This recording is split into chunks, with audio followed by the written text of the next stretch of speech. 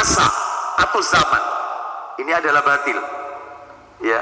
Jadi batilnya kaum jahiliyah, orang-orang terdahulu sebelum Nabi diutus, yang rupanya sekarang masih dilakukan oleh sebagian kaum muslimin, yang mereka menyandarkan musibah yang menimpa mereka itu kepada masa. Contoh, iki dino apa sih? Aku kok dino iki lugur apa iki tiba ping telu? Nah, itu ya. Dino apa sih kok sial banget sih hari ini? Iya. Mau iso tiba, iki mau tiba sih. Tadi siang jatuh, ini tadi jatuh. Dino apa sih? Nah, ya. Oh dino Jumat, tuh tak tita ini, dino Jumat gue sial ini. Nah ini, ya. Jadi ini batil. Ini meniru perbuatan orang-orang jahiliyah terdahulu, Bapak Ibu sekalian.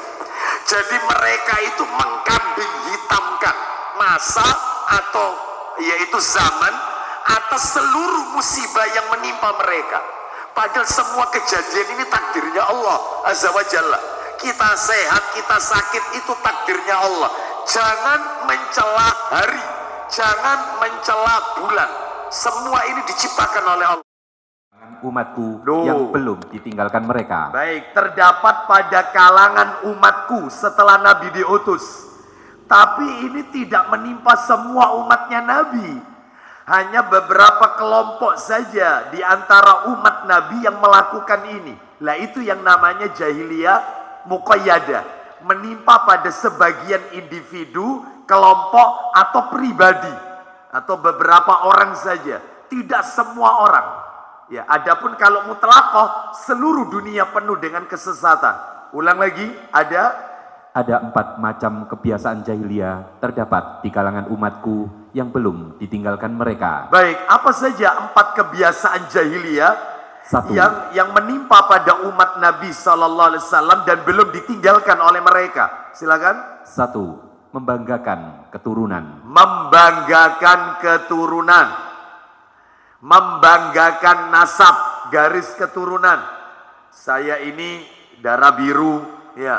Saya ini keluarga ningrat. Saya ini anak cucu Rasul, ya. Kamu nggak bisa masuk surga kalau tidak mencium tangan saya, misalnya. Nah ini yang kayak begini, membanggakan keturunan, nasab. Terus yang kedua, 2. Mencela turunan orang lain. Otomatis kalau dia membanggakan keturunan, yang nomor 2 dia mencela keturunan orang lain. Memangnya kamu ini siapa? Ya, nah itu. Ini nomor 2 ini. Ini kebiasaan jahiliyah Bapak Ibu. Dan dulu sudah ada, di zaman umat Nabi ada. Sebagian orang melakukan seperti itu. Dan ini yang dimaksud dengan jahiliyah, yaitu jahiliyah muqayyadah. Muqayyadah itu artinya terbatas. Jadi tidak boleh digebiar uya, dipukul rata. Hanya menimpa pada sebagian kecil manusia. Terus yang ketiga? 3. Mempercayai hujan turun disebabkan bintang-bintang. Mempercayai hujan turun itu disebabkan karena bintang-bintang. Bapak Ibu sekalian rahimani wa rahimakumullah, hujan turun ini adalah karena rahmatnya Allah Azza wa Jalla. Makanya Bapak Ibu jangan kaget. Dalam hadis riwayat Muslim juga, saya bacakan aja, dalam riwayat Muslim, itu Nabi Sallallahu Alaihi Wasallam setelah sholat di Hudaybiyah, maka rupanya semalam itu turun hujan. Malam itu turun hujan. Nabi sholat subuhnya di Hudaybiyah. Lalu kemudian Nabi Sallallahu Alaihi Wasallam mengatakan bahwasannya Allah Ta'ala berfirman. Nah ini berarti ada qudsi. Jadi kalau ada Rasulullah bersabda, Allah berfirman, itu hadis qudsi. Di antara umatku ada yang menjadi mukmin, ada yang menjadi kafir. Lalu Nabi mengatakan, melanjutkan firman Allah Ta'ala dalam hadis qudsi ini. Siapa di antara mereka, yaitu manusia, yang ketika dia melihat hujan, lalu dia mengatakan ini adalah rahmatnya Allah. Semalam Allah telah menurunkan rahmatnya, maka berarti dia telah beriman kepadaku. Ku di sini adalah Allah, dan dia telah kafir kepada bintang-bintang itu.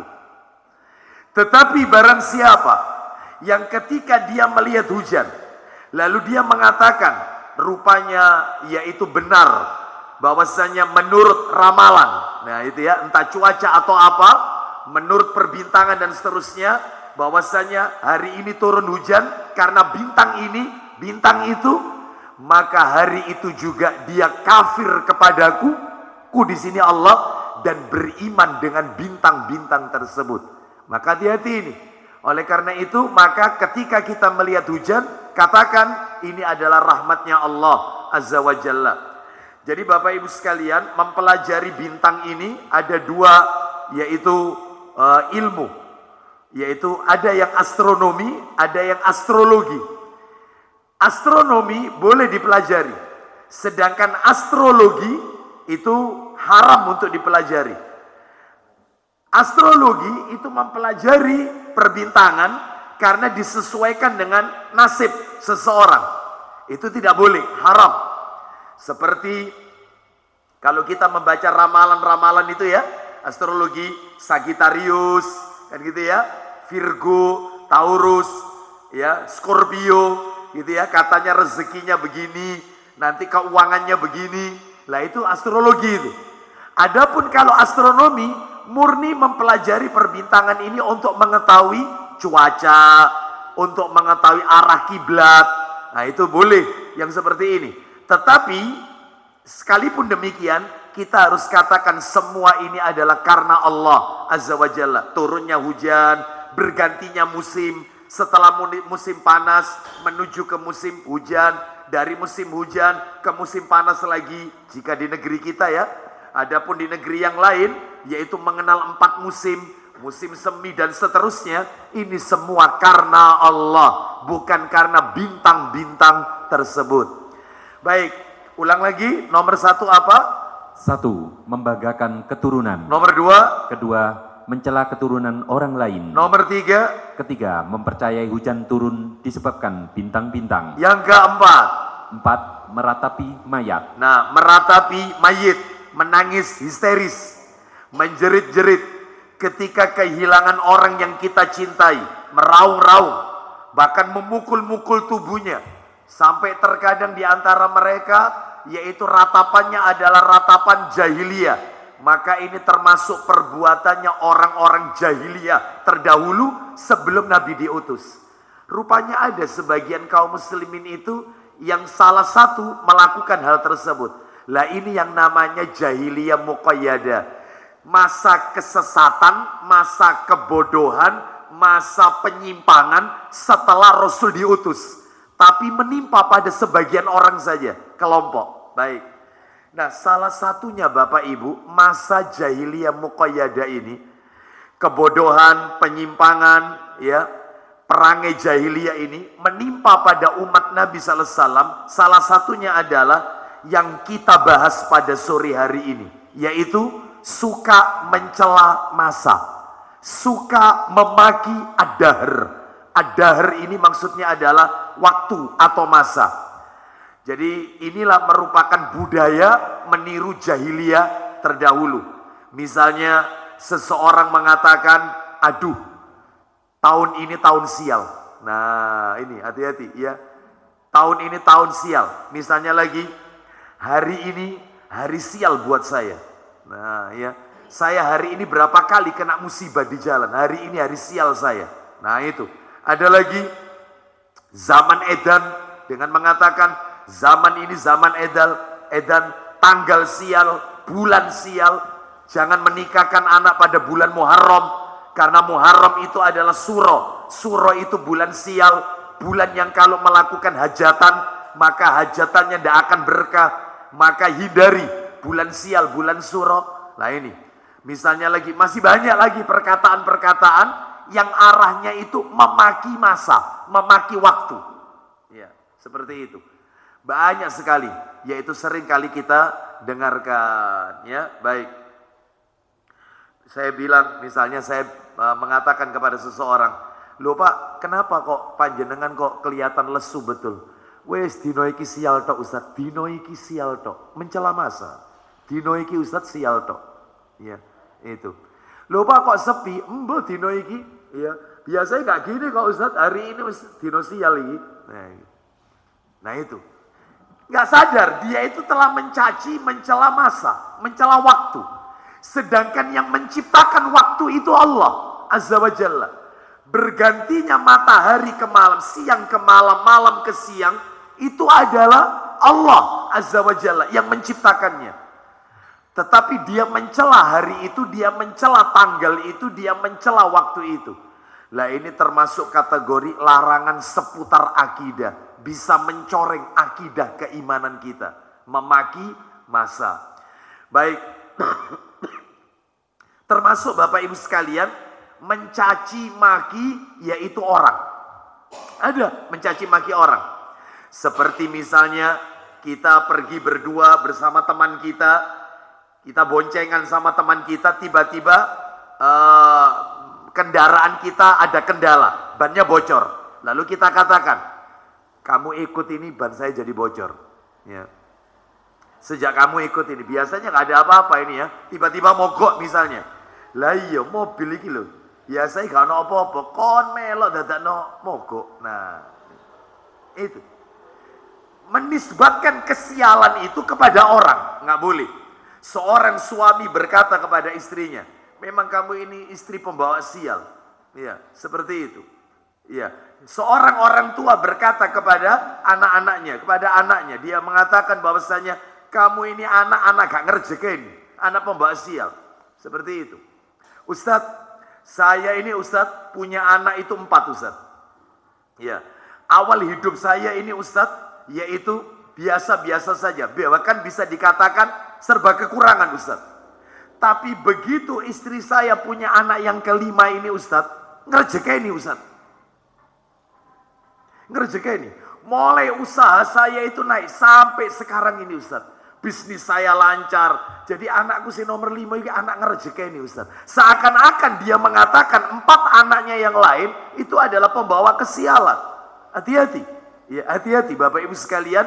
Ucapan ini makanya banyak sirik-sirik ini, yaitu keluar dari lisan kita tanpa kita. Bapak Ibu, yang pertama adalah dalil-dalilnya dulu. Dalil-dalil yang menunjukkan larangan mencaci maki masa. Dalilnya di mana? Ayat Qur'annya di mana? Hadis nabinya di mana? Lah itu yang pertama ini, dalil. Yang kedua baru kemudian penjelasannya. Penjelasan dari dalil-dalil tersebut. Selalu begitu kajian kita. Selalu kita bagi 2. Dalil-dalilnya dulu, baru penjelasan-penjelasannya. Kita masuk pada materi yang pertama, dalil-dalil yang menjelaskan larangan mencaci maki masa. Mencela masa, mencela ad-dahr. Dalil pertama adalah firman Allah Ta'ala di dalam Al-Quranul Karim. Firman Allah dalam Al-Quran. Suratnya surat nomor 45. Surat nomor 45 itu adalah surat Al-Jasiyah. 6. Surat nomor 45 ayatnya 24. Surat 45 ayatnya adalah ayat 24. Allah Ta'ala berfirman. Kita dengarkan baik-baik ayatnya. Silakan baca. Dan mereka berkata, kehidupan ini tidak lain hanyalah kehidupan di dunia saja. Kita mati dan kita hidup. Dan tidak ada yang membinasakan kita selain masa. Nah, terus lanjutkan. Tetapi mereka tidak mempunyai ilmu tentang itu. Dibantah oleh Allah Azza wa Jalla. Terus? Mereka hanyalah menduga-duga saja. Baik.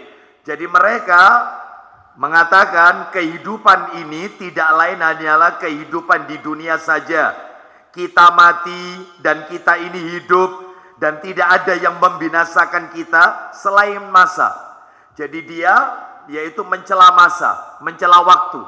Ya, kita ini hidup, kita ini mati, ya semuanya itu karena waktu. Bahkan tidak ada yang membinasakan kita itu ya kecuali waktu, masa.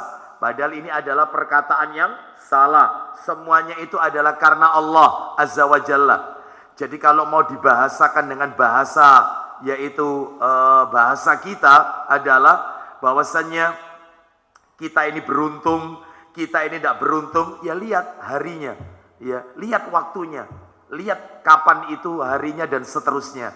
Maka yang seperti ini adalah mencela masa, tidak boleh. Semuanya katakan adalah dari Allah Azza wa Jalla. Sekarang kita lanjutkan, yaitu dalil kedua. Dalil kedua. Silakan dibuka hadis Nabi nomor 2 sampai nomor 4 nanti hadis Nabi. Jadi saya kasih 4 dalil saja. Tolong dibuka dalam kitab Sahih Targhib wa Tarhib jilid 5. Nomornya 2803. Jilid 5 2803 riwayat Bukhari Muslim. Dari Abu Hurairah radhiyallahu an, dia berkata, Rasulullah sallallahu alaihi wasallam bersabda, qala Allah ta'ala yasubbu banu Adam ad-dahr wa ana ad-dahr biyadil lailu wan nahar. Silakan. Dari Abu Hurairah radhiyallahu an, dia berkata, Ya. Rasulullah sallallahu alaihi wasallam bersabda, Silakan. Allah Subhanahu wa taala berfirman. Berarti hadis qudsi ini. Apa kata Allah Ta'ala? Bani Adam mencela masa. Bani Adam, anak keturunan Adam telah mencela masa. Lanjut. Padahal akulah pemilik masa. Padahal akulah pencipta dan pemilik masa itu. Terus, Di tanganku malam dan siang. di tanganku malam dan siang. Maka jangan mencela masa. Orang mencela waktu berarti mencela Allah. Karena yang menciptakan waktu itu adalah Allah. Itu. Ya.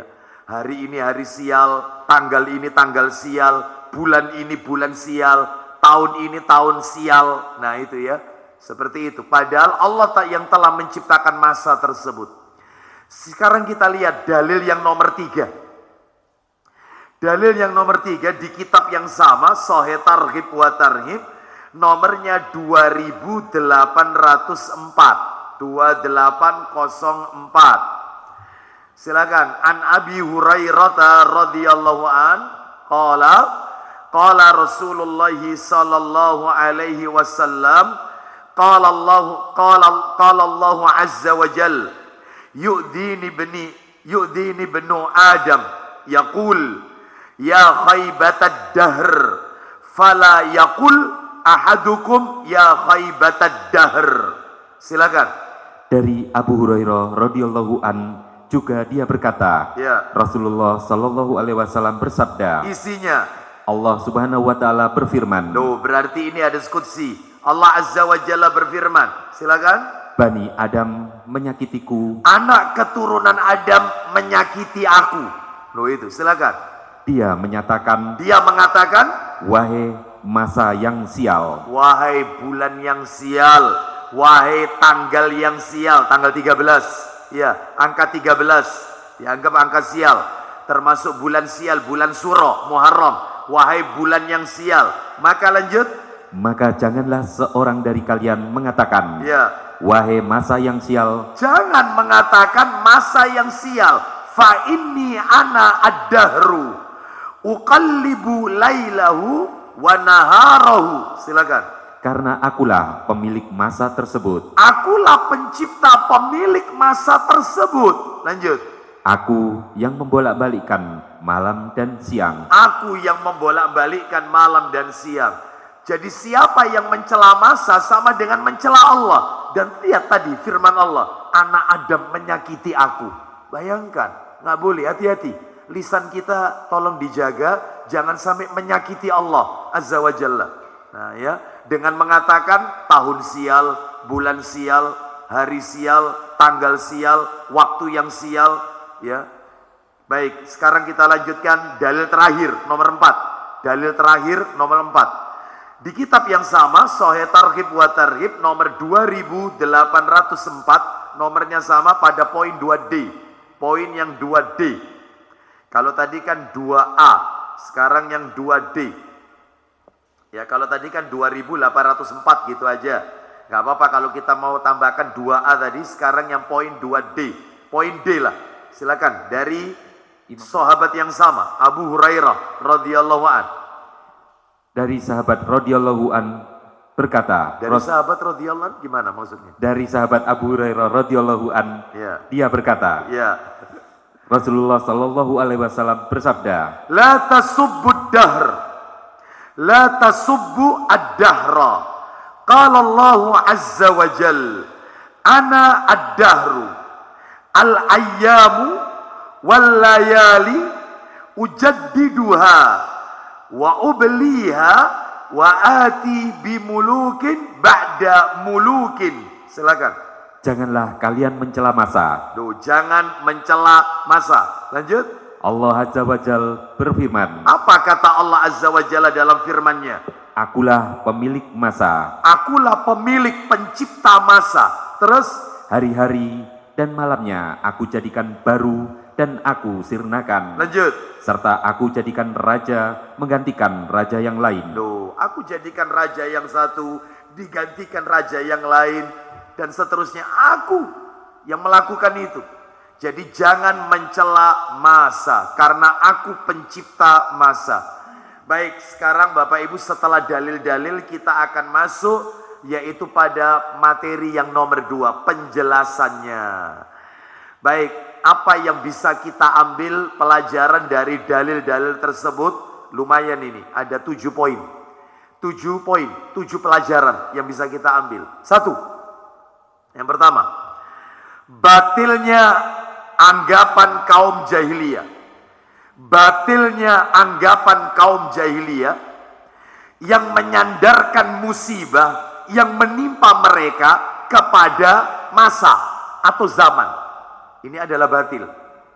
Ya. Jadi batilnya kaum jahiliyah, orang-orang terdahulu sebelum Nabi diutus, yang rupanya sekarang masih dilakukan oleh sebagian kaum muslimin, yang mereka menyandarkan musibah yang menimpa mereka itu kepada masa. Contoh, iki dino apa sih? Aku kok dino iki lugur apa iki tiba ping 3. Nah itu ya. Dino apa sih kok sial banget sih hari ini? Iya. Mau isu tiba, iki mau tiba sih. Tadi siang jatuh, ini tadi jatuh. Dino apa sih iki? Nah, ya. Oh dino Jumat, tuh tak titeni ben dino Jumat go sial iki. Nah ini, ya. Jadi ini batil. Ini meniru perbuatan orang-orang jahiliyah terdahulu, Bapak Ibu sekalian. Jadi mereka itu mengkambing hitamkan masa atau yaitu zaman atas seluruh musibah yang menimpa mereka. Padahal semua kejadian ini takdirnya Allah Azza wa Jalla. Kita sehat, kita sakit itu takdirnya Allah. Jangan mencela hari. Jangan mencela bulan. Semua ini diciptakan oleh Allah. Sama dengan kita menyakiti Allah Azza wa Jalla. Adapun sikap seorang muslim. Nah, bagaimana sikap seorang muslim? Seorang muslim itu dia yakin terjadinya perubahan masa, perubahan zaman. Baik itu yang perubahannya baik ataupun buruk, nikmat ataupun musibah, semuanya itu adalah ketentuan takdir, kebijaksanaan dari Allah Azza wa Jalla. Mana dalilnya? Ayo tak kasih dalil. Silakan dibuka Quran surat 57, surat Al-Hadid, surat 57. Jadi jangan mengkambing hitamkan masa atau waktu. Surat 57 ayatnya 22 dan 23. Surat 57 itu Al-Hadid ayatnya 22 dan 23. Allah Ta'ala ya silakan. Setiap bencana yang menimpa di bumi Terus dan yang menimpa dirimu sendiri, poinnya, semuanya telah tertulis dalam kitab Lauh Mahfuz. Duh, jelas sekali sudah ditulis sama Allah di Lauhul Mahfuz. Jangan mencela waktu, jangan mengkambing hitamkan masa. Lanjut. Sebelum kami mewujudkannya, Sungguh yang demikian itu mudah bagi Allah. terus Agar kamu tidak bersedih hati terhadap apa yang luput dari kamu, dan tidak pula terlalu gembira terhadap apa yang diberikannya kepadamu. Dan Allah tidak menyukai setiap orang yang sombong dan membanggakan diri. jelas sekali di dalam ayat ini sebagai bantahan tidak boleh kita mencela masa. Semuanya sudah ditulis oleh Allah Azza wa Jalla. Nomor 2 sekarang pelajarannya. Bapak Ibu sekalian, ternyata yang namanya mencela masa, selain ini berasal dari peninggalan orang-orang jahiliyah terdahulu, ternyata mencela masa, mencela zaman ini merupakan warisannya orang-orang kafir terdahulu. Jadi ini sudah kebiasaannya orang kafir. Orang kafir itu punya kebiasaan, salah satunya suka menghina, mencela waktu. Makanya kita tidak boleh mengikuti jejak mereka, nggak boleh. Kita ini orang beriman, apapun yang kita dapatkan, apapun yang luput dari kita, semua sudah ditulis oleh Allah Azza wa Jalla. Itu mestinya. Ya, baik. Jadi nggak perlu terlalu bersedih karena semuanya sudah ditulis oleh Allah, dan tidak perlu terlalu bergembira setiap apa yang kita dapatkan. Itu semua sudah ditulis oleh Allah Azza wa Jalla. Makanya seperti yang tadi saya ceritakan, teman saya tadi, saya ini Ustadz punya anak 4 Ustadz. Hidup saya bisa dikatakan miskin Ustadz. Begitu anak saya yang kelima ini lahir, ngerejekeni Ustadz. Anak nomor 5 ini ngerejekeni Ustadz. Semenjak lahir anak kelima, usaha saya lancar, usaha saya jaya sampai sekarang ini. Saya bisa punya rumah, punya mobil, punya semuanya. Ya iki, anak nomor 5 iki ngerejekeni Ustadz. Seakan-akan 4 anaknya yang lain bikin susah, musibah. Maka jangan bersedih, makanya semua takdir itu Allah tetapkan agar kamu tidak bersedih terhadap apa yang luput dari kamu, dan supaya kamu tidak terlalu gembira dengan apa yang kamu dapatkan. Ini tadi Al-Hadid ayatnya 23 tadi.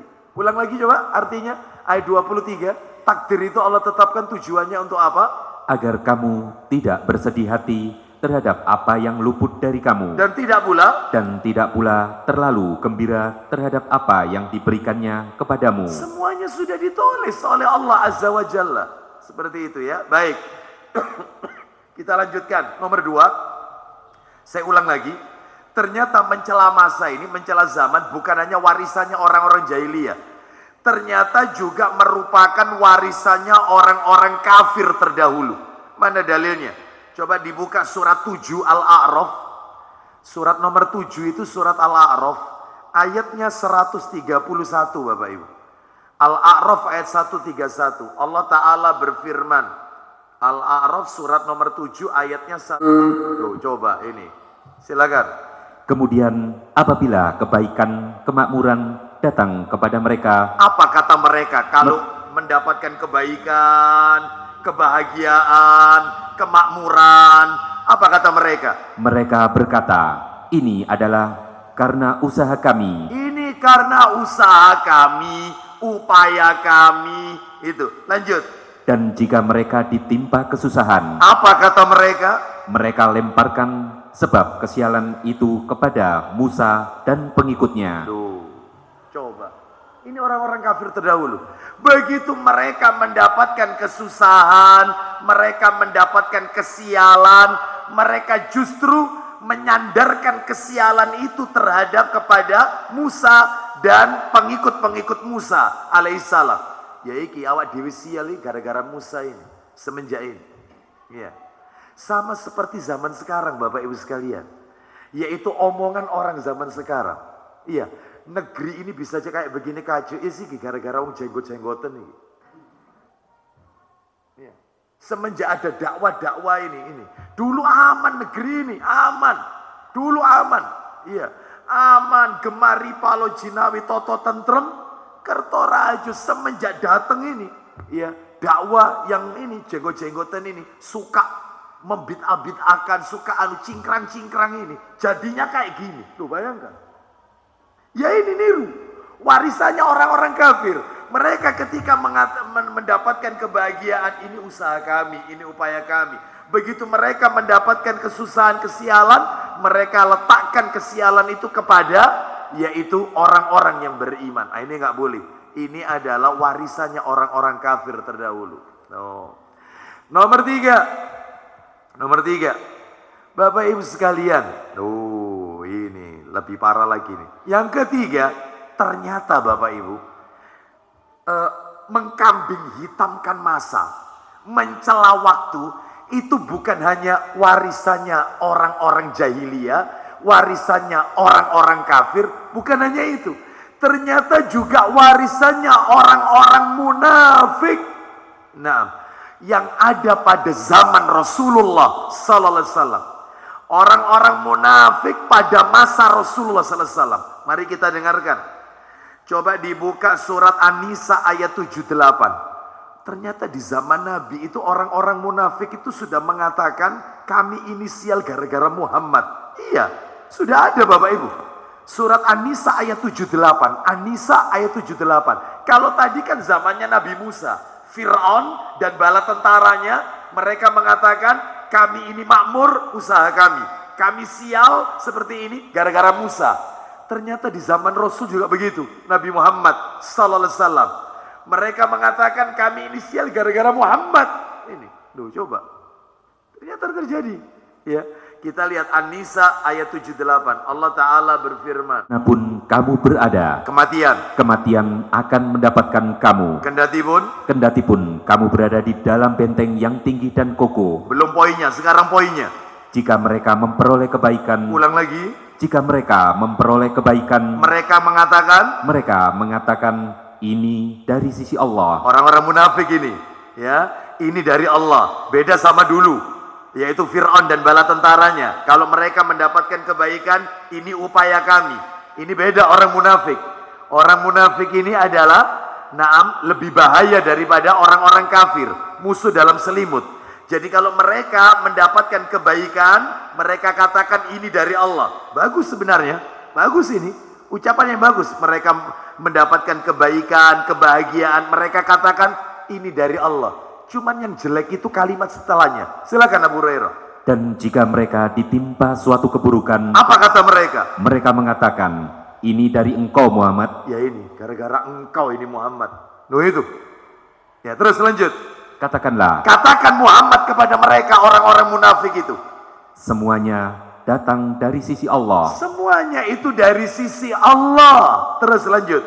Maka mengapa orang-orang itu, orang-orang munafik, hampir tidak memahami pembicaraan sedikit pun? Baik, kenapa orang-orang munafik itu tidak memahami pembicaraan itu? Baik, Bapak Ibu sekalian rahimani wa rahimakumullah. Jadi ini juga warisannya orang-orang munafik. Ya, kalau orang-orang kafir mengatakan kalau mendapatkan kebaikan, kebahagiaan, kemakmuran, ini upaya kami. Dia tidak katakan dari Allah, ini upaya kami. Tapi kalau mendapatkan keburukan, mereka menyalahkan Musa dan bala tentara dan Musa dan orang-orang yang beriman yang mengikuti Musa alaihissalam. Adapun kalau orang munafik, orang munafik mereka kalau mendapatkan kebaikan, kebahagiaan, mereka mengatakan ini datangnya dari Allah. Bagus. Begitu mereka mendapatkan kesusahan, mendapatkan musibah, ini semua gara-gara engkau Muhammad. Sama seperti kita, beberapa di antara kita, maaf ini. Misalnya seseorang yaitu diajak, ya, mengajak seseorang. Ternyata yaitu ketika dia diajak, hajatnya itu ternyata dimudahkan sama Allah Azza wa Jalla. Yo kon melo iki, apa iki? Dadi lancar kabeh. Ya. Kon melo iki dadi lancar kabeh. Itu. Seperti itu. Ada lagi. Ternyata setelah itu, ya, dia mendapatkan musibah. Dia katakan, ya gara-gara kamu. Ya, kamu ikut ini. Sebelumnya tidak seperti ini kok. Kamu ikut ini jadi akhirnya kena musibah. Lah yang seperti ini termasuk mencela, yaitu mencela massa, mencela orang, yaitu melakukan tatoyur, ya, anggapan-anggapan sial, pesimistis, anggapan sial kepada orang. Na'udzubillah. Dan ini adalah syirik. Sekarang kita masuk yang nomor 4. Mencela massa tidak terlepas dari dua hal. Diingat-ingat. Orang yang suka mencela waktu tidak terlepas dari dua hal. Yang pertama, syirik. Yang kedua, mencaci maki Allah. Saya ulang, mencela massa atau mencela waktu atau mencela zaman tidak terlepas dari dua hal. Opsi pertama, dia melakukan syirik. Opsi kedua, dia mencaci maki Allah.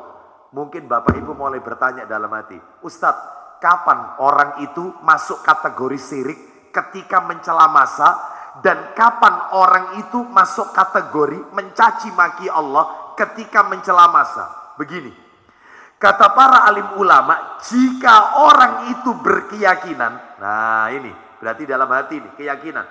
Jika orang itu berkeyakinan bahwasannya masalah, zamanlah yang menentukan baik dan buruknya, yang dapat memberi manfaat dan yang bisa menolak mudarat, maka dia jatuh pada kesyirikan. Jadi kalau seseorang itu berkeyakinan bahwasannya masa atau zamanlah yang bisa merubah seseorang, memberi manfaat, menolak mudarat, maka dia telah melakukan kesyirikan. Kesyirikan. Itu. Seseorang berkata, iya, apa Pak resepnya Pak? Kok apa ini sukses dan seterusnya, itu ya. Apa resepnya? Iya, ya apa ini?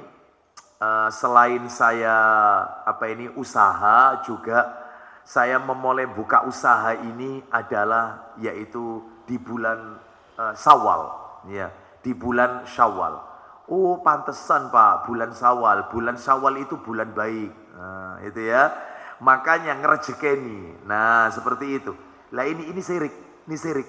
Masuk dalam ranah syirik ini.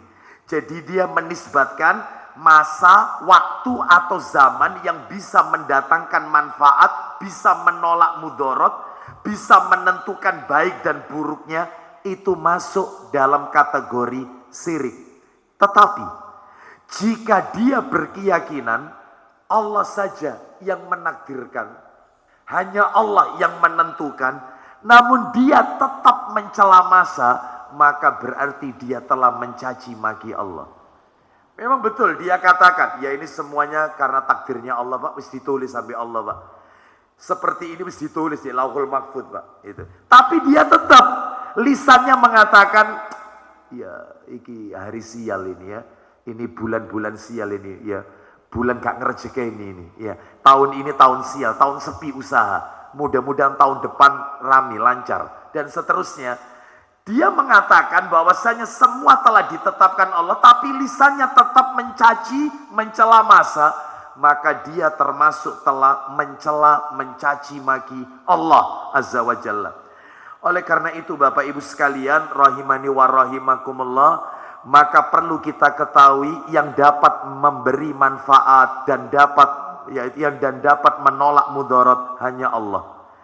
Tidak ada satupun di antara makhluk ciptaan Allah yang memiliki kekuasaan, sekalipun dia nabi dan rasul, bahkan malaikat, yang bisa mendatangkan manfaat, menolak mudarat, kecuali hanya Allah saja. Mana dalilnya? Coba dibuka surat Yunus, surat nomor 10 ayat 107. Surat nomor 10 Yunus ayatnya 107. Yunus ayat 107. Nah, jelas sekali ini. Jelas sekali ayat ini. Yunus ayat 107. Dan jika Allah menimpakan suatu bencana kepadamu, bencana, maka tidak ada yang dapat menghilangkannya kecuali Dia. Loh, jelas karena Allah. Terus, dan jika Allah menghendaki kebaikan bagi kamu, maka tidak ada yang dapat menolak karunia-Nya. Dia memberikan kebaikan. Dia memberikan kebaikan kepada siapa saja yang Dia kehendaki di antara hamba-hambanya. Dia Maha Pengampun, Maha Penyayang. Baik, jelas sekali ayat ini bahwasannya tidak ada satupun di antara makhluk ciptaan Allah yang memiliki kekuasaan, sekalipun dia nabi dan rasul, bahkan malaikat sekalipun, yang bisa mendatangkan manfaat, menolak mudarat, kecuali semuanya itu adalah Allah Azza wa Jalla. Nomor 5. Yang kelima sekarang, orang yang mencela masa atau zaman, pada hakikatnya dia telah mencela sesuatu yang tidak layak untuk dicela. Nggak layak. Orang yang mencela waktu, mencela zaman, itu pada hakikatnya dia telah mencela sesuatu yang tidak layak untuk dicela. Nggak layak untuk dicela. Sebab, kenapa kok nggak layak? Sebab zaman atau masa itu adalah makhluk ciptaan Allah. Silih bergantinya malam ke siang, siang ke malam, bergantinya hari ke hari, pekan ke pekan, bulan ke bulan, tahun ke tahun. Itu makhluk ciptaan Allah, berdasarkan perintah Allah. Terbitnya matahari, tenggelamnya matahari, munculnya bulan, bergantinya bulan, semua adalah karena perintah Allah Azza wa Jalla. Jadi nggak pantas orang itu mencela masa, sama dengan dia telah mencaci maki Allah Azza wa Jalla. Karena semua ini menuruti perintah Allah. Matahari itu terbit karena menuruti perintah Allah. Semuanya atas dasar perintah Allah. Bahkan terbenamnya matahari karena perintah Allah. Bahkan bulan itu muncul karena perintah Allah. Semuanya karena perintah Allah. Ya. Ini menunjukkan bahwasannya tidak layak untuk dicela, dihina masa itu atau zaman. Karena semuanya menurut kehendaknya Allah Azza wa Jalla. Dan sebenarnya para pencela masa itulah yang lebih berhak untuk dicela. Bapak Ibu sekalian. Ini yang nomor 5. Nomor 6. Nomor 6. Ad-dahr. Tadi kan Bapak Ibu sering kali mendengarkan kata-kata ad-dahr. Kalimat ad-dahr dalam hadis. Ad-dahr itu artinya masa atau zaman. Jadi tidak termasuk nama-nama dari nama Allah. Saya baca ulang ya hadisnya, salah satu aja. Salah satu yang dibaca Abu Hurairah tadi. Contohnya begini. Nah ini. Contohnya yang Sahih Targhib wa Tarhib nomor 2803. 2803 yang panjenengan tulis tadi. Dari Abu Hurairah radhiyallahu an, dia berkata, Rasulullah sallallahu alaihi wasallam bersabda, qala Allah Ta'ala, yasubbu banu adama ad-dahra wa ana ad-dahru. Itu wa ana ad-dahru biyadil lailu wan naharu. Allah Ta'ala berfirman, Bani Adam mencela masa, padahal akulah pencipta pemilik masa. Wa ana ad-dahr, saya adalah ad-dahr. Ad-dahr yang dimaksud di sini adalah bukan nama dari nama-nama Allah, tetapi ad-dahr di sini adalah masa atau zaman. Maksudnya Allah lah pencipta masa, Allah yang telah menentukan masa, bukan nama di antara nama-nama Allah. Allah a'lam bishawab. Sekarang yang terakhir, yang ketujuh. Yang ketujuh. Bapak Ibu sekalian, rahimani wa rahimakumullah. Yang ketujuh adalah jika diucapkan hanya sekedar bermaksud untuk menginformasikan saja, itu boleh. Contohnya begini. Diucapkan hanya sekedar bermaksud menginfokan saja, hukumnya boleh. Contohnya, hari ini saya capek betul. Boleh, nggak apa-apa. Hari ini luar biasa panasnya. Boleh, nggak apa-apa. Sekedar menginformasikan. Contoh lagi, aduh malam ini dingin betul. Nggak apa-apa. Ya. Tapi kalau kita katakan misalnya dengan kata-kata yang yaitu jelek. Misalnya, hari ini hari pembawa sial. Nah itu nggak boleh. Hari ini hari musibah. Hari ini adalah hari pembawa yaitu kesialan. Nah ini nggak boleh. Bapak Ibu sekalian. Oleh karena itu, kalau cuma sekedar menginformasikan, hari ini kita nggak lihat matahari misalnya. Mulai pagi mendung sampai sore. Hari ini nggak apa-apa. Itu cuma sekedar menginfokan saja. Gimana Pak kemarin Sidoarjo? Kemarin, waduh Sidoarjo kemarin itu seharian hujan terus. Nah, seperti itu ya. Maka dalam hal ini diperbolehkan menginfokan saja. Lah sekarang sebagai penutup harus saya tambahkan, saya nukilkan Bapak Ibu, nggak usah dicatat ini, nggak usah dicatat dan nggak usah dihafalkan, ini bahaya ini, nggak usah dihafalkan. Saya akan sampaikan kami nukil dari majalah Al-Furqan. Nomornya 78, majalah nomor 78 edisi 8 tahun ke-7 tahun 2008, halamannya 20. Di dalam majalah Al-Furqan disebutkan yaitu hal-hal yang terkait dengan mencela masa ini adalah, yaitu yang diyakini oleh orang zaman sekarang, adanya hari, tanggal-tanggal, bulan-bulan tertentu yang membawa kesialan. Barang siapa yang melakukan hajatan di waktu-waktu tersebut akan tertimpa bencana, sebagaimana yang tercantum dalam buku Primbon Jawa Kuno. Contohnya, nggak usah dicatat ini, nggak usah dicatat, ya nggak usah. Suro itu tanggalnya 17, 27, 11 sama 14. Jatuhnya pokoknya Rebo Pahing itu dapat halangan besar. Itu. Jadi siapa yang melakukan hajatan pas bulan Suro, tanggalnya itu pokoknya 17, 27, 11, 14, jatuhnya Rebo Pahing, maka itu halangan besar. Safar 12, 22, tanggal 1 sama 20, jatuhnya Kemis Pon, sering sakit-sakitan. Mulut 13, 23, 10, 15, jatuhnya yaitu Jumat Wage, sakit perut terus.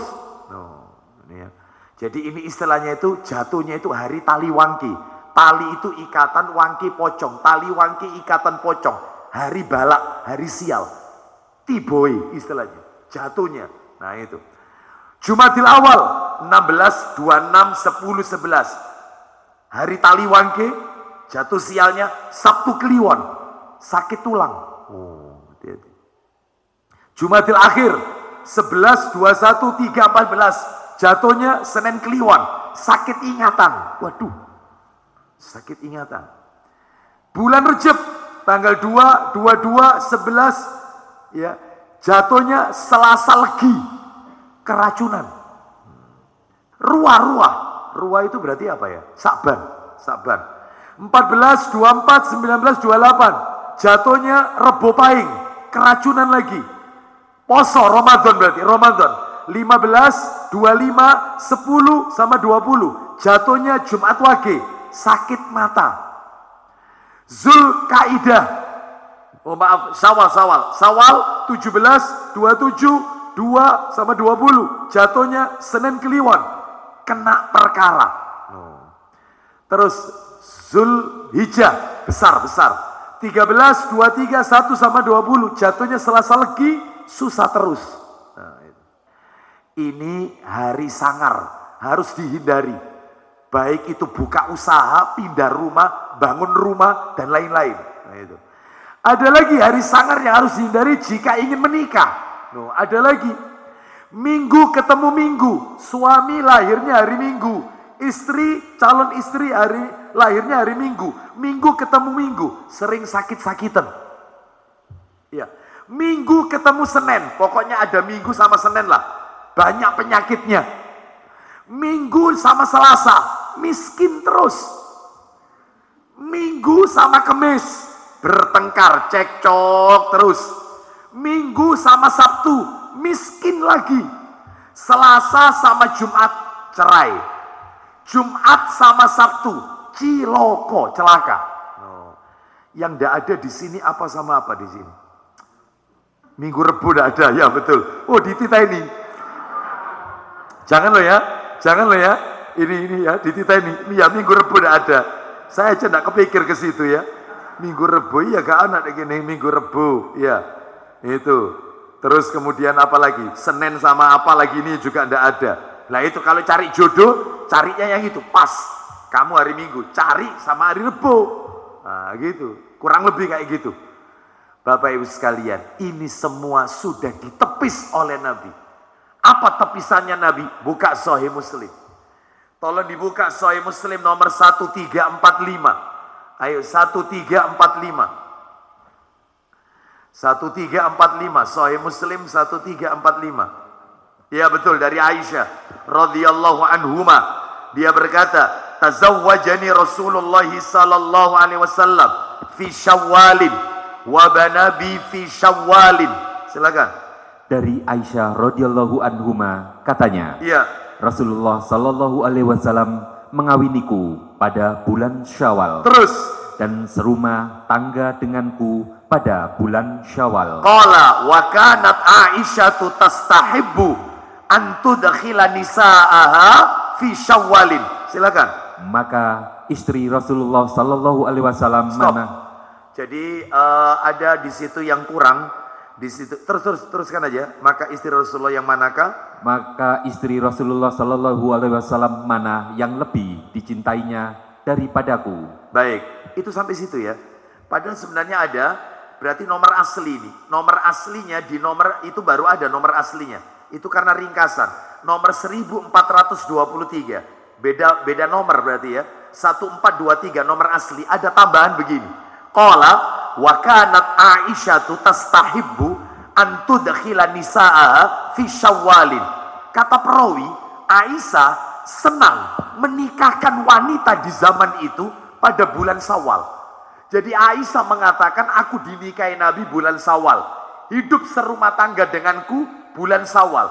Dan Aisyah juga menikahkan wanita-wanita di zaman itu juga di bulan Syawal. Kenapa Syawal ini kok diulang-ulang berkali-kali? Karena ternyata menurut orang-orang Arab jahiliyah terdahulu, kepercayaan orang-orang Arab pada masa jahiliyah terdahulu, mereka menganggap menikah di bulan Syawal sebagai tanda sial, Bapak Ibu sekalian. Oleh karena itu, Nabi Sallallahu Alaihi Wasallam menepis pemahaman itu. Nabi menikahi Aisyah di bulan Syawal, hidup serumah tangga dengan Aisyah di bulan Syawal, dan Aisyah juga senang menikahkan wanita di zaman itu di bulan Syawal untuk menepis pemahaman masyarakat Arab jahiliyah waktu itu. Dan ternyata apa yang terjadi? Rumah tangga Aisyah bersama Rasulullah baiti jannati. Bahkan bisa dikatakan dijadikan pilot project percontohan seluruh rumah tangga yang ada di muka bumi ini. Padahal nikahnya Syawal. Makanya kita jangan turun-temurun. Mulai sekarang harus kita tepis. Di negeri kita jatuhnya bulan sial yang tidak boleh terjadi pernikahan. Bulan apa? Suro, bukan Syawal. Suro di negeri kita. Di zaman Nabi, Syawal. Di zaman kita, di negeri kita, bulan Suro. Maka harus kita tepis. Yaitu kalau mau menikahkan anak sekalian aja. Bulan Suro tanggalnya 13 sekali. Sekalian. Loh iya, sekalian. Itu. Sekalipun mungkin orang semua akan kaget. Wis Suro tanggal 13. Udah, nggak apa-apa, sekalian. Bapak Ibu sekalian rahimani wa rahimakumullah, ini menunjukkan kepada kita akibatnya nanti turun temurun. Nah, sehingga kebiasaan jahiliyah ini akan yaitu dimunculkan kembali oleh generasi kita. Tepis sekalian. Sebagaimana Nabi menepis pemahaman orang-orang Arab jahiliyah, ya. Banyak sebenarnya anggapan-anggapan sial itu ya. Sebagaimana saya kemarin ditanya, Ustadz, hukumnya orang menikah pakai apa itu? Janur. Pakai janur kuning itu bagaimana? Kalau janur kuning itu dipajang, diletakkan di depan, itu adalah untuk hiasan pernikahan ya, supaya orang tahu kalau ada pernikahan ini ya, maka nggak apa-apa, nggak masalah. Tetapi kalau ada anggapan-anggapan kepercayaan yang katanya kalau ndak masang itu nanti akan begini, terus kalau masang itu akan begini, lah ini yang perlu diluruskan. Ini sudah masuk keyakinan, akidah. Termasuk saya ditanya, Ustadz, hukumnya orang menikah ngincak telur. Ngincak telur. Kalau lagian ngapain telur diincak ya? Itu kalau didadar kan, ya lu enak. Ya Allah. Iya, diceplok itu enak loh Pak, diceplok itu. Ya Allah. Itu ceplok Pak, nasinya anget ya Allah. Iwak kelotok, ya salam. Mantap atau tidak? Mantap itu, ya Allah. Iya. Ngapain pakai diinjak? Nah pertanyaannya, Anda bertanya ke saya balik bertanya. Memangnya kenapa dengan kalau tidak menginjak telur atau dengan menginjak? Ya katanya kalau itu ini anggapannya, lah ini anggapan. Berarti keyakinan. Lah ya ini yang harus diluruskan. Ini sudah masuk ke ranah akidah, ranah tauhid. Nah itu ya. Seperti orang kejatuhan cicak, katanya punya keyakinan tanda sial. Loh, ya kayak gitu-gitu itu. Ini namanya tatoyur ini. Sikap pesimistis, yaitu anggapan-anggapan sial. Nah, itu ya. Mimpi ular. Apa mimpi ular ini berarti apa? Hah? Nikah. Masa mimpi ular mimpi nikah? Ya. Ya. Itu ya. Baik. Mimpi apa gitu ya, yang buruk-buruk katanya tanda. Maka ini semua adalah sikap tatoyur. Tidak boleh ya. Jadi Bapak Ibu sekalian rahimani wa rahimakumullah, sehingga kesimpulannya adalah sikap yang benar bagi seorang mukmin cuma 3 Bapak Ibu. Sikap yang benar ada 3. Ini kesimpulan kita. Yang pertama adalah, ini sikap yang benar ada 3. 1. Yang pertama ini meyakini bahwasanya perubahan masa atau zaman itu semua terjadi karena ketentuan takdir Allah Azza wa Jalla. Tanamkan dalam hati. Dalilnya sudah kita baca tadi di awal-awal. Tanamkan dalam hati. Semua ini terjadi karena takdirnya Allah. Perubahan yang menimpa kita ini adalah karena takdir yang sudah Allah tulis. Seperti itu. Ini yang pertama ini. Yang kedua, tidak boleh mencela apa-apa. Tidak boleh mencela apa-apa yang tidak dicela oleh Allah dan Rasulnya. Nggak boleh. Allah tidak mencela, Rasul juga tidak mencela. Lah kok kita mencelanya? Nggak boleh. Jangan mencela atau tidak mencela apa-apa yang tidak dicela oleh Allah dan Rasulnya. Salah satunya adalah tentang masa. Bahkan maaf, Allah itu loh bersumpah dengan masa. Betul tidak?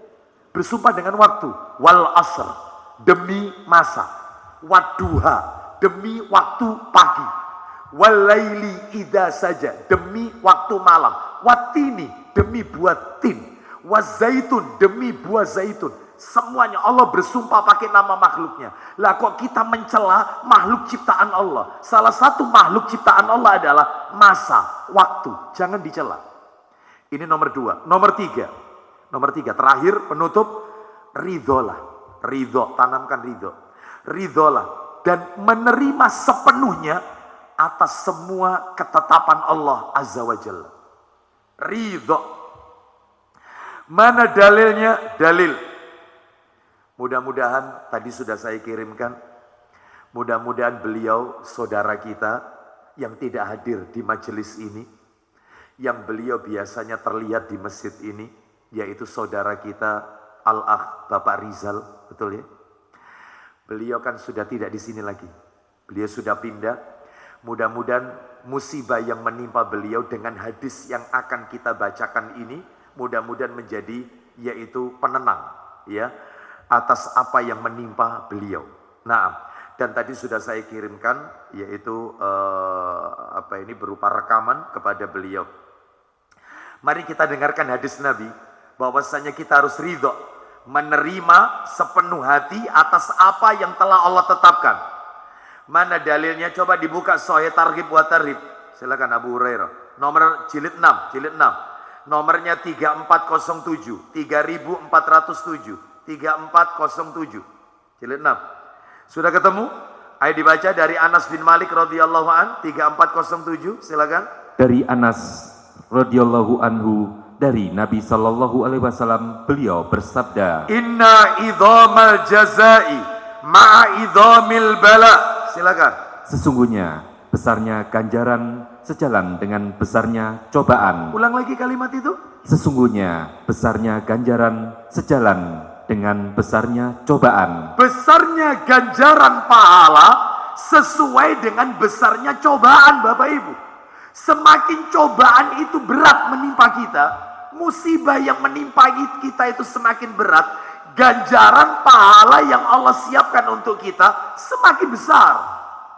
Terus lanjutannya, wa innallaha idza ahabba qauman ibtalahum. Silakan. Dan sesungguhnya Allah Ta'ala jika menyukai suatu kaum, Allah itu kalau mencintai suatu kaum, maka Allah akan memberikan ujian kepada mereka. Loh, akan diuji oleh Allah. Itu berarti tandanya Allah sayang kepada kita. Seperti itu.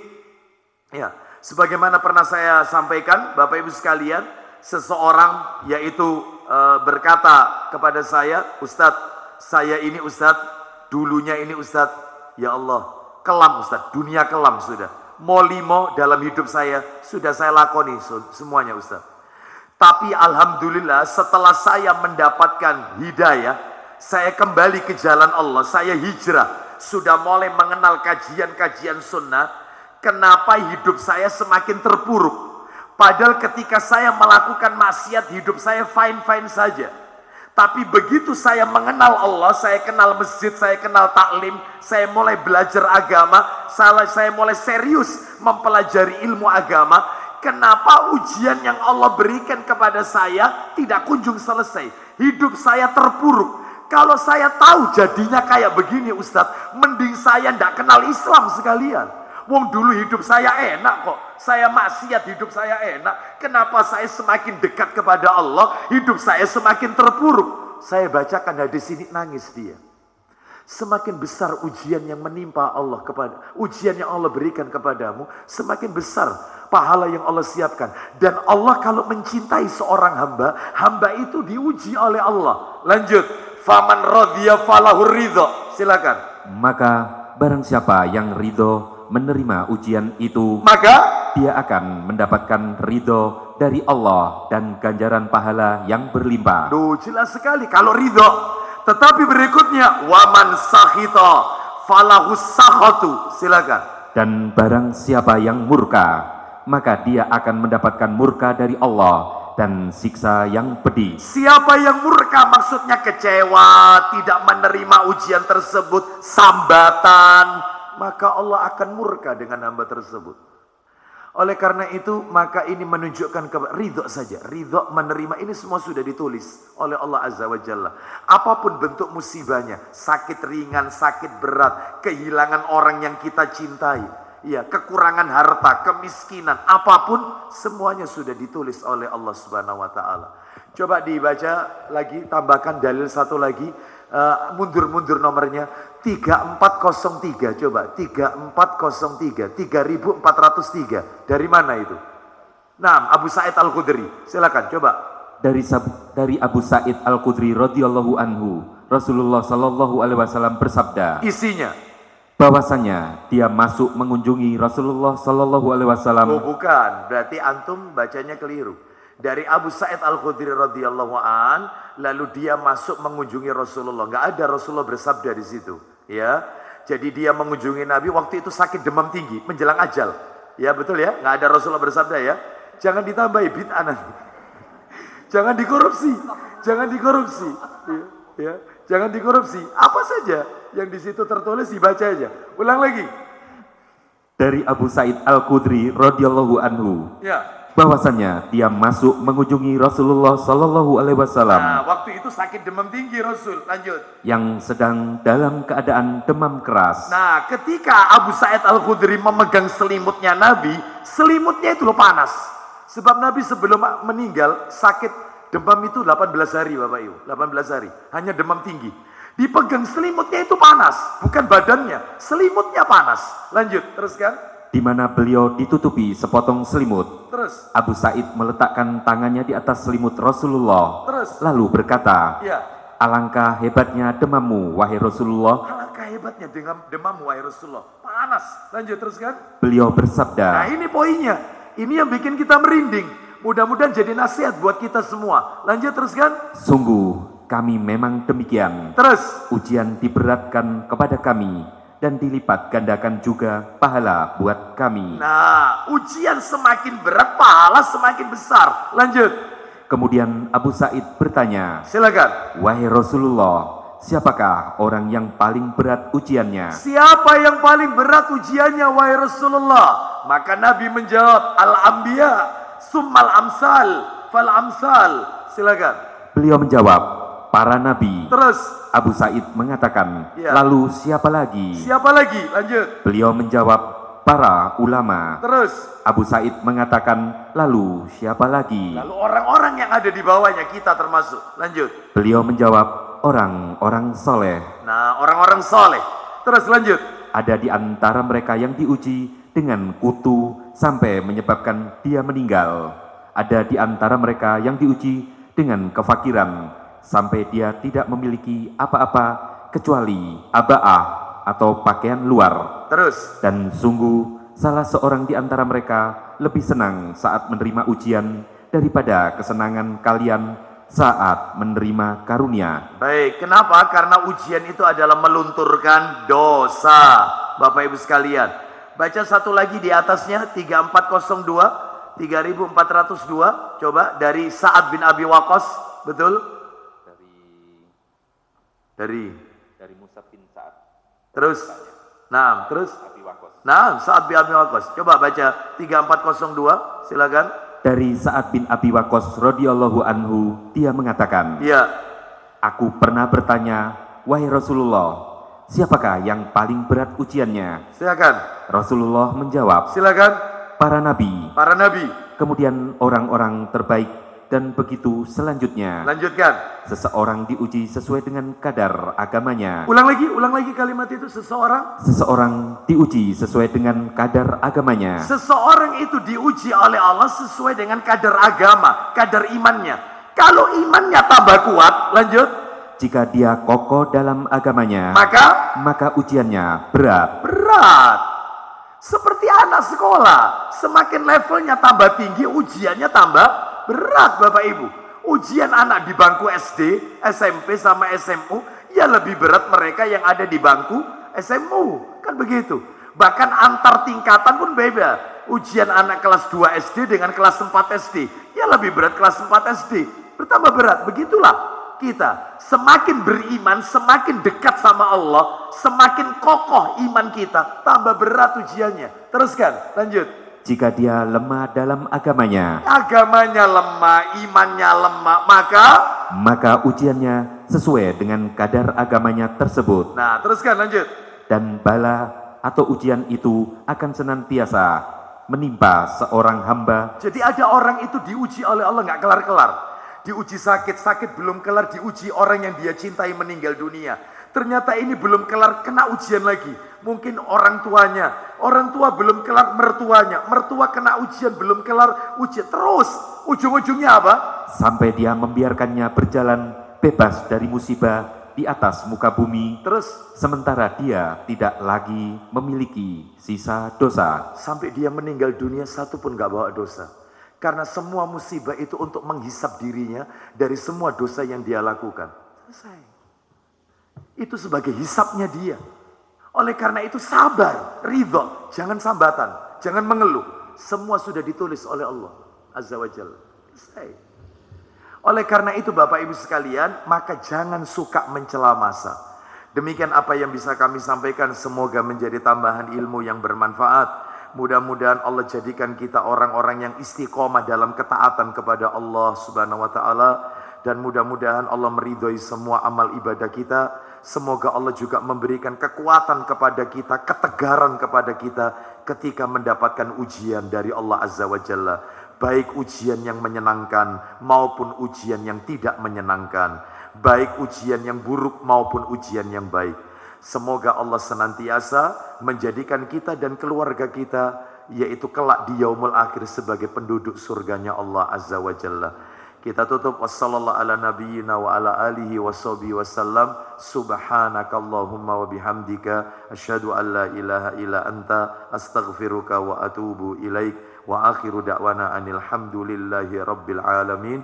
Assalamualaikum warahmatullahi wabarakatuh.